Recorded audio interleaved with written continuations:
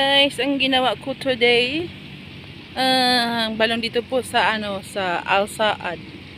Ayan po, maglalaro mamaya ang mga chikiting dito at magkakainan sila sa party nila dito at saka may slide sila, may jumping.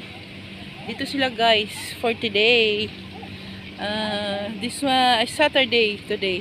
Ito yung ginawa ko guys. Yan, sinit up namin. Mamaya pa yung mga ano dyan, abubot na mga plates, akawa, tsaka baso. Yan ang ginawa ko ba guys. That's the only my part-time day. Thank you Lord. At may part-time ako, 2 araw. May pangkain-kain. Thank you so much sa panonood nyo dyan.